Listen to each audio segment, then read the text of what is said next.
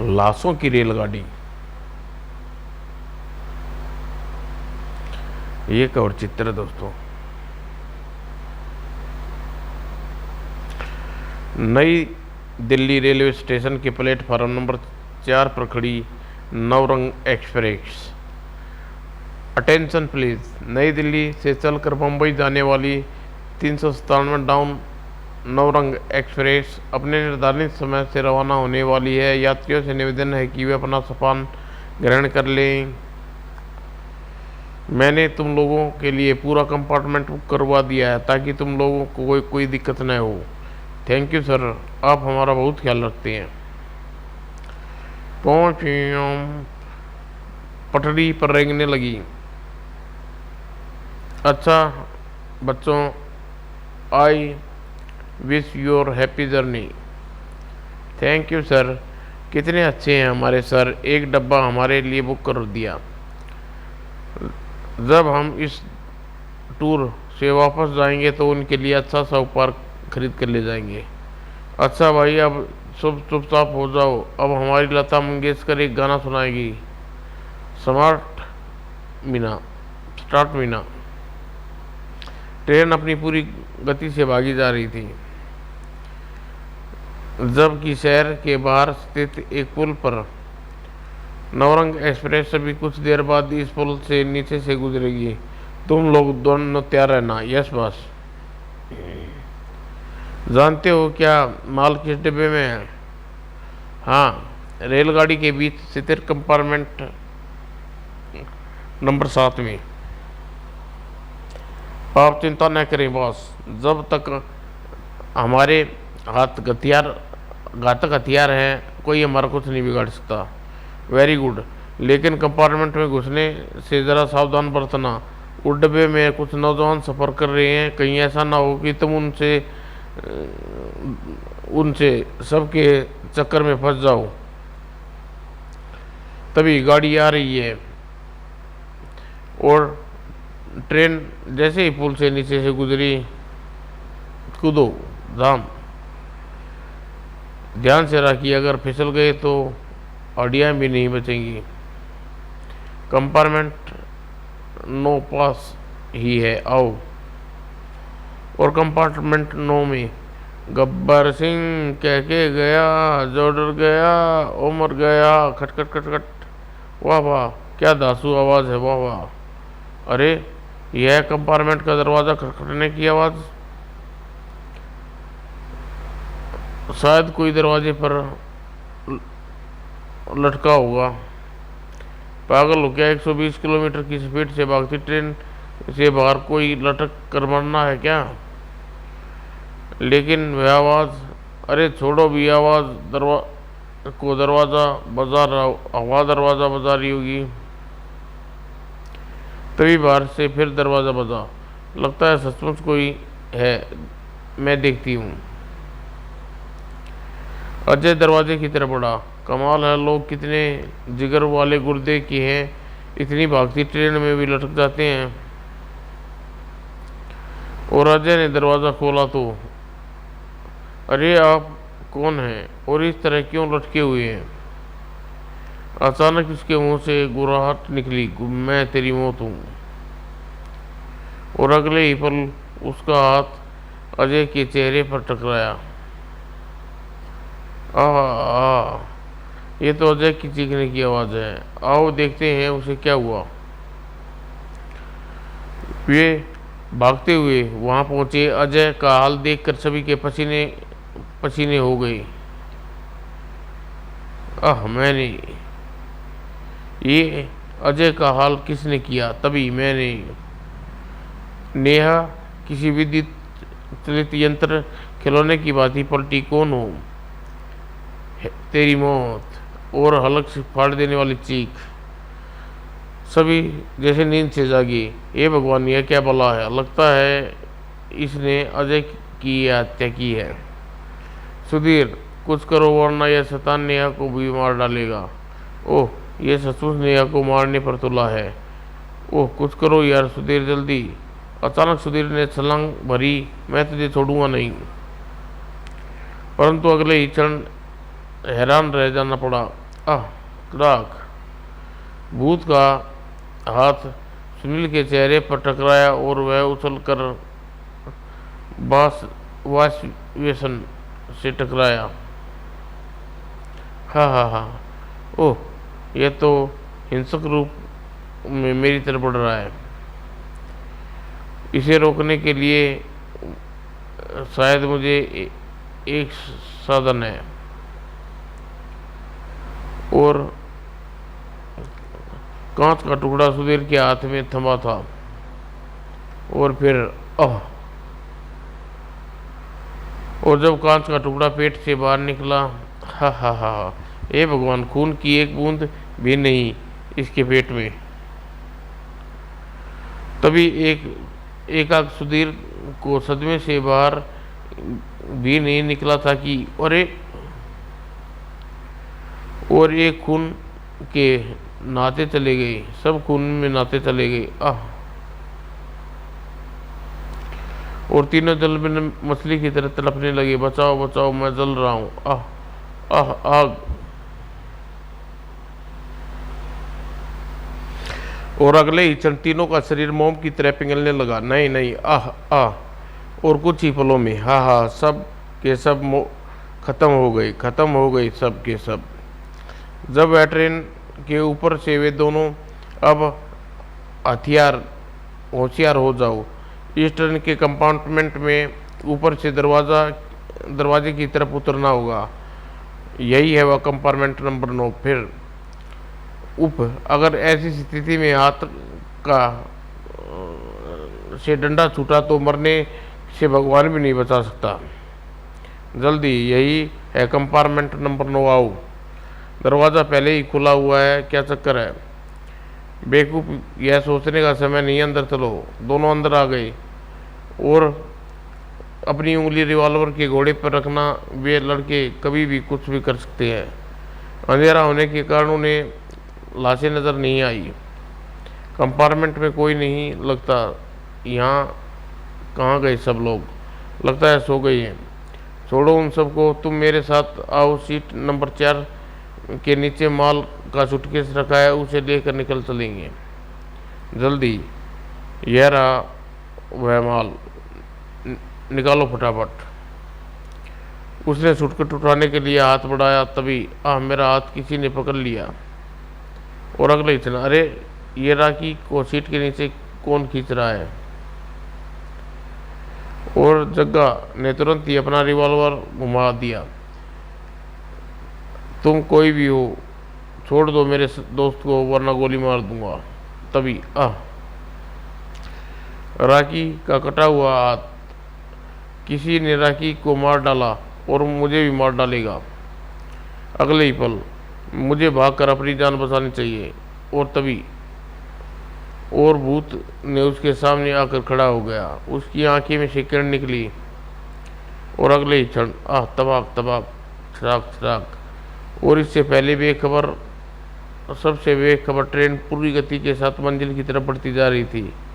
रंगा, तैयार हो जाओ, कुछ ही देर में आगरा आने वाला है, हमें वहीं उतरना है। और कुछ पल बाद गर्मा गर्म समोसे, चाय, आगरा टी। देखिए, मेरा इस ट्रेन में मुंबई पहुंचना बेहद ज़रूरी है। आप किसी भी तरह ट्रेन में एक सीट दिलवा दीजिए। मैं कुछ नहीं कर सकता जनाब, यह ट्रेन दिल्ली से रिजर्व हो चुकी है। प्लीज़ कुछ कीजिए। अगर मैं कल सुबह तक मुंबई पुलिस के हेडक्वार्टर में हाजिरी न हुआ तो मेरी नौकरी चली जाएगी। प्लीज़। आखिर काफ़ी मेहनत करने के बाद, ठीक है, मैं कोशिश करता हूँ। देखता हूँ ट्रेन में कंपार्टमेंट में यूँ तो पूरा रिजर्व है, पर मुझे उससे 5 आदमी सफ़र कर रहे हैं। आप मुझे कंपार्टमेंट नंबर 9 में ले चलिए। मैं उनके सामने बैठकर उनसे रिक्वेस्ट करूँगा तो शायद वे मान जाएं। आइए मेरे साथ। दोनों कंपार्टमेंट नंबर 9 में पहुँचे। आइए अंदर चलकर उनसे बात करते हैं, चलिए। कंपार्टमेंट में घुसते ही वो चुके रह पड़े। हे भगवान, ये सब क्या है? ओ माय गॉड, चारों तरफ लाशें ही लाशें बिखरी पड़ी हैं। तभी अचानक कंपार्टमेंट का दरवाज़ा बंद हो गया और दोनों बहस से आसानी से उछल पड़े। यह गेट किसने बंद किया? इंस्पेक्टर, यह सब क्या हो रहा है? मेरी तो खोपड़ी चकरा रही है। हा हा हा हा। अगले ही क्षण साया उन दोनों के सामने प्रकट हुआ। कौन हो तुम? इन लोगों को किसने मारा? ओह, जरूर इसने इन लोगों का कत्ल किया है। तुम जो भी हो मिस्टर, अपने हाथ ऊपर उठा लो और हमें अपनी शक्ल दिखाओ। हाँ, हैट हटाकर तुम मेरी शक्ल दिखानी ही पड़ेगी। और उसने अपना सिर से हैट हटा दिया और देखो मेरी शक्ल। ओ नहीं, भागो इंस्पेक्टर, यह भूत है। हाँ हाँ हाँ, अब तुम नहीं भाग सकते। नहीं, मुझे छोड़ दो, मुझे मत मारो। भयभीत इंस्पेक्टर ने भूत पर फायरिंग कर दी। इंस्पेक्टर, शायद तुम नहीं जानते कि मुझ पर गोलियां असर नहीं होता। दूसरे ही पल भूत ने लपक कर इंस्पेक्टर की गर्दन पकड़ ली। हाँ हाँ हाँ हाँ हाँ, और इंस्पेक्टर को हवा में नचाने लग कर छोड़ दिया। आह हाय, मैं क्या करूं? और फिर तड़ाक। भूत से बचने के लिए टिकट निरीक्षक पूरे कंपार्टमेंट में भागा फिर रहा था। अरे मैं मर रहा हूँ, कोई बचाओ, भूत भूत भूत।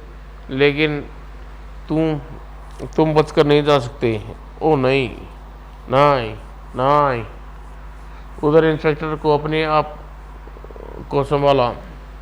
जैसे ही उठकर खड़ा हुआ, हाँ, अब तू भी मरने के लिए तैयार हो जा। कभी ने शैतान, मरेगा तो तू।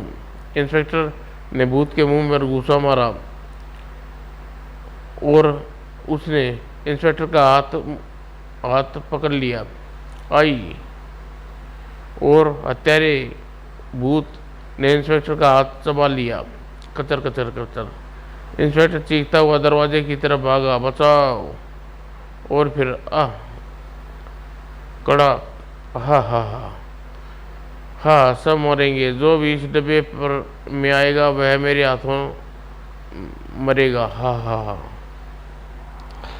और कंपाउंड नंबर 9 में यह हाल जल्दी ही कंपार्टमेंट का यह हाल जल्दी ही आम हो चुका था। आवश्यक सूचना, दिल्ली से चल रही मुंबई जाने वाली नवरंग एक्सप्रेस इन्हीं विशेष कारणों से आगरा स्टेशन पर रद्द कर दी जा रही है। और पुलिस हेडक्वार्टर में नवरंग एक्सप्रेस को इस तरह बंद करने का क्या मतलब है सर? मतलब साफ है, रेल व भूतवा गाड़ी हो सकती है। जब वह नवरंग एक्सप्रेस इस तरह से 5 घटनाएं घट चुकी है। और सबसे पहले नवरंग एक्सप्रेस में कोई डब्बे खून से सरोवर पाए गए हैं। सर, अगर ऐसा है तो क्यों ना हम भूत की ट्रेन से निकालने की कोशिश करें। हम पूरी कोशिश कर चुके हैं। हमारे ऑफिसर भी उस भूत का शिकार हो चुके हैं। हमने उसे ट्रेन में बंद करने का प्रयत्न कर लिया। इस गाड़ी को बंद करके हम प्रतिदिन करोड़ों रुपए का नुकसान होगा। तुम ठीक कह रहे हो मिस्टर नरेश, लेकिन इन हत्याओं का जब यह रहस्य नहीं सुलझ जाता तब तक दोबारा ट्रेन चालू नहीं कर सकते। इंस्पेक्टर नरेश, तुम एक काबिल पुलिस ऑफिसर हो।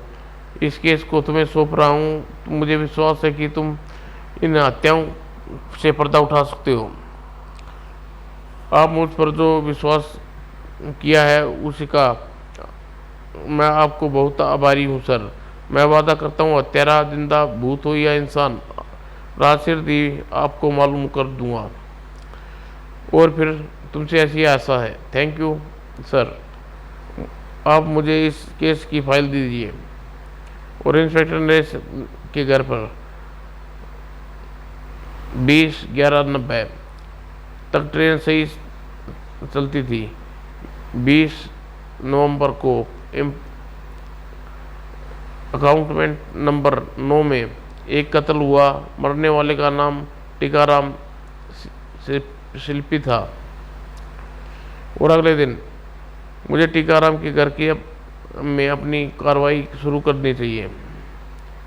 कुछ देर बाद टीकाराम के घर पर था। नमस्कार, मैं रेलवे हेडक्वार्टर से आया हूँ। मिस्टर टीकाराम के कत्ल के बारे में कुछ पूछताछ करना चाहता हूँ। बैठिए, मेरा नाम मुकेश शिल्पी है।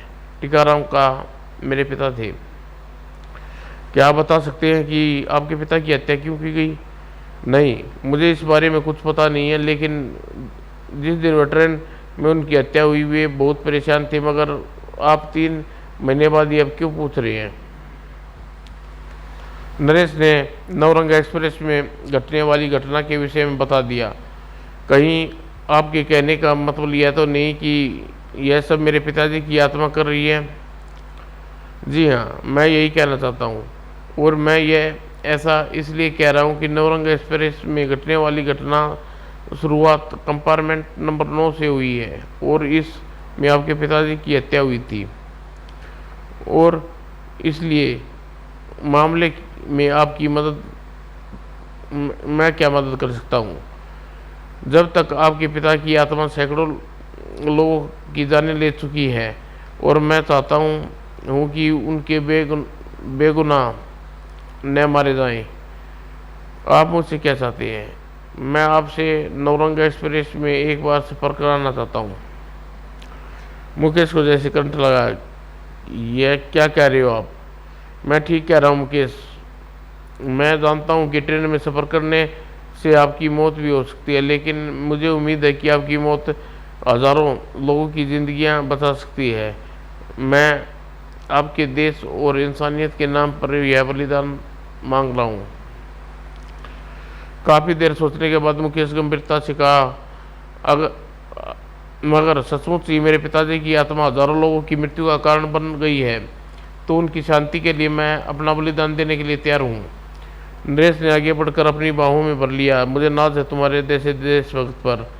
यह आप जाकर पूरी तैयारी कीजिए नरेश भाई, और जल्दी। नरेश, तुम मुकेश के साथ अपनी भी जान मुसीबत में डाल रही हो। नवरंग एक्सप्रेस को दोबारा चलाना, इस योजना पर काम करना बहुत ही ज़रूरी है सर। मैं एक बार फिर नवरंग एक्सप्रेस को चलाने का हुक्म दे दीजिए। मुझे ऐसा लगता है कि सब ठीक हो जाएगा। एक बार फिर सोच लो नरेश। मैं सब सोच लिया है। आप नवरंग को चलवाने का आदेश दीजिए। ओके, तुम्हारी यह जिद है तो ठीक है। Thank you sir. अगले दिन वह एक्सप्रेस वापस आगरा दिल्ली भागी जा रही थी कि कंपार्टमेंट नंबर 9 नरेश और 9 में नरेश पूरी तैयारी से बैठा था। गार्ड्स, जब एकदम से सावधान रहना, कहीं कुछ भी घट सकता है। और हम सब तैयार हैं सर। और कुछ समय मगर कुछ न घटा। ओह, फरीदाबाद आ चुका है। अगले 20 मिनट में ट्रेन दिल्ली पहुंच जाएगी। अगर वह आत्मा आज नहीं आई तो गड़बड़ हो जाएगी। तभी फरीदाबाद स्टेशन के निकट आगे बढ़ी थी कि तभी, सर वे देखिए, ये आदमी चलती ट्रेन से हमारे डब्बे में आया है। अगले क्षण, ओह गॉड, यह क्या! आहा हा हा हा! और हलक फाड़ कर चीख पड़ा, गार्ड्स खत्म कर दो इसे तुरंत ही। दाएं दाएं दाएं। हाँ, मगर उस पर गोलियों का कोई असर नहीं हुआ। उस भूत ने सारे गार्डों को के शरीरों को बम की भांति उड़ा दिया, और बाद में भूत वापस दोनों की तरफ घूमा, दाएं दाएं। आहा हा! अब इसके हाथ मुझे कोई नहीं बचा सकता। तभी मुकेश के शरीर उससे जा टकराया। पिताजी प्लीज छोड़ दो। अगले ही क्षण मुकेश की गर्दन भूत के शिकंजे में थी। आह आहा! तभी भूत चौंक पड़ा। पिताजी नहीं, क्योंकि उसकी नज़र मुकेश के चेहरे पर पड़ी। नहीं पिताजी नहीं, मेरा बेटा। हे भगवान, मैं यह क्या नर्क करने जा रहा था। तुम्हारी इस दरिंदगी का शिकार तमाम बेगुनाह लोग हुए हैं। आज तुम्हारा बेटा भी हो सकता था, तो क्या फर्क पड़ता। आगे बढ़िए पिताजी और ख़त्म कर डालिए अपने ही खून को। नहीं नहीं नहीं, मैं अपने बेटे को देखकर रुक गई। क्या तुम किसी के बेटे नहीं थे जिसे तुमने हत्या की थी? बस अब चुप हो जाओ। मैं सचमुच भटक गया था, बदले की भावना में अंधा हो गया था। उन लोगों ने मुझे इतना तड़पा कर मारा कि मैं पूरी मानव जाति की दुश्मन बना गया। मैं स्मगलरों के गिलों में काम करता था। एक दिन मेरी अंतरात्मा मुझे झंझोड़ी तो मैं काम छोड़ने का निर्णय लिया। उस दिन मैं मुंबई जाने के लिए नवरंग एक्सप्रेस में कंपार्टमेंट नंबर 9 में सवार हुआ। मुझे स्मगलिंग का माल मुंबई पहुंचाना था। मैं सोच रहा था मुंबई पहुंचकर इस माल को अपने गिरोह के लोगों को पुलिस के हवाले कर दूंगा। मैं अभी ये सोच ही रहा था कि मेरे कूपे में बास प्रवेश किया। बास, तुम तो मुंबई में मिलने वाले थे। मुझे पता चला है तुम सबको पुलिस के हवाले करना चाहते हो। गद्दार, यह झूठ है। मैं ऐसा कुछ नहीं करना चाहता था। झूठ मत बोलो टीकाराम, तुझे गद्दारी की सजा अवश्य मिलेगी। नहीं। और अगले ही पल चाक, बड़ी अकल है भरी है तेरे दिमाग में। मर गया साला। माल को पैकेट उठा लो। मैं जंजीर खींचने जा रहा हूँ। गाड़ी रुकते ही भाग लेना। ठीक है बॉस। वे सब मुझे मारकर भाग गए, लेकिन मैं बदलवे की आग में पागल था। वो ट्रेन में सवार हर आदमी को अपनी कातिल लगता था। आज मेरी आंखें खुल गई हैं। मैं जा रहा हूँ बेटे, मुझे माफ कर देना। तभी अचानक ये क्या हुआ? इतना तेज भागती ट्रेन एकाएक कैसे रुक गई? मैं देखता हूँ क्या बात है।